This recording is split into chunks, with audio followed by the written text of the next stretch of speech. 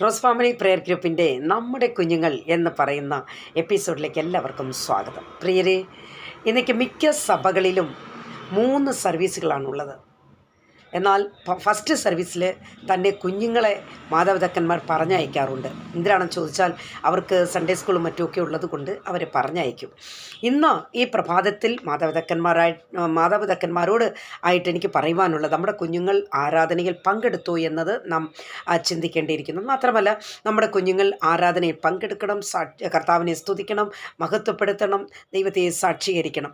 ഇതെല്ലാം നമ്മുടെ കുഞ്ഞുങ്ങൾ ചെയ്യുന്നുണ്ടോ? ഇതിലൊക്കെ കുഞ്ഞുങ്ങൾ മുൻപന്തിയിലാണോ എന്നതും നാം എല്ലാവരും മനസ്സിലാക്കി അറിഞ്ഞുകൊള്ളണം.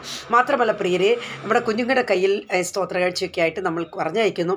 കുഞ്ഞുങ്ങളത് കൃത്യമായിട്ടും ആരാധനയിൽ അതൊക്കെയും നൽകുന്നുണ്ടോ എന്നത് നാം അറിഞ്ഞിരിക്കണം. പ്രിയ ദൈവമക്കളെ, ഞാനിത് ഈ പ്രഭാതത്തിൽ ഇത് പറയുമ്പോൾ തന്നെ വചനത്തിലൂടെ തന്നെ നിങ്ങളെ ഒരു കാര്യം ഓർമ്മിപ്പിക്കാൻ ഞാൻ ആഗ്രഹിക്കുന്നു.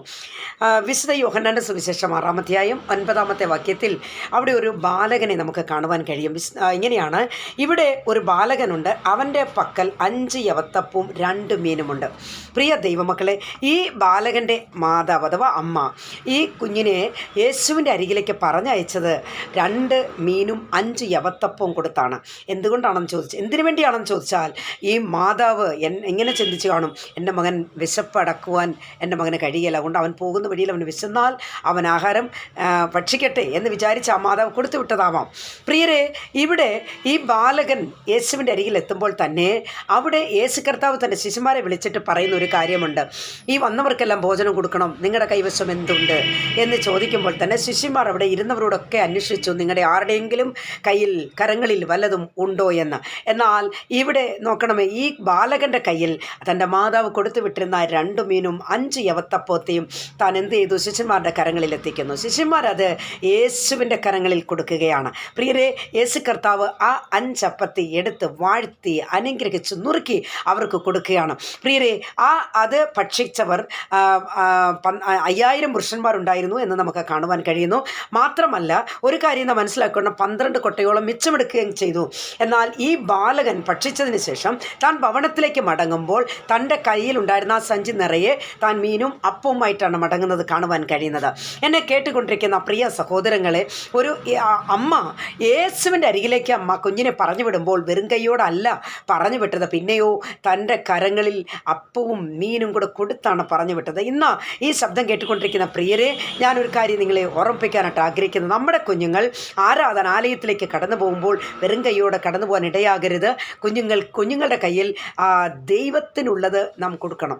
അത് കൊടുത്തു വേണം നമ്മൾ പറഞ്ഞയക്കുവാൻ. അപ്പോഴാണ് അവർക്ക് അനുഗ്രഹങ്ങളും നന്മകളും ഉണ്ടാകുന്നതെന്നും അവരത് തിരിച്ചറിയണം.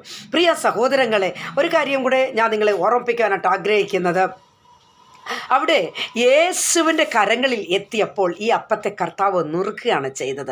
നാം ഓരോരുത്തരും പ്രിയ ദൈവമക്കളെ യേശുവിൻ്റെ കരങ്ങളിൽ നുറുക്കപ്പെടുന്ന അപ്പക്കഷ്ണങ്ങളായി മാറണം. അപ്പോഴാണ് നമുക്ക് നന്മയുണ്ടാകുന്നത്, അനുഗ്രഹങ്ങൾ ഉണ്ടാകുന്നത്. പ്രിയ സഹോദരങ്ങളെ, ഇവിടെ സമർപ്പണമുള്ള ഒരു ബാലനെ കാണുവാൻ കഴിയുന്നു.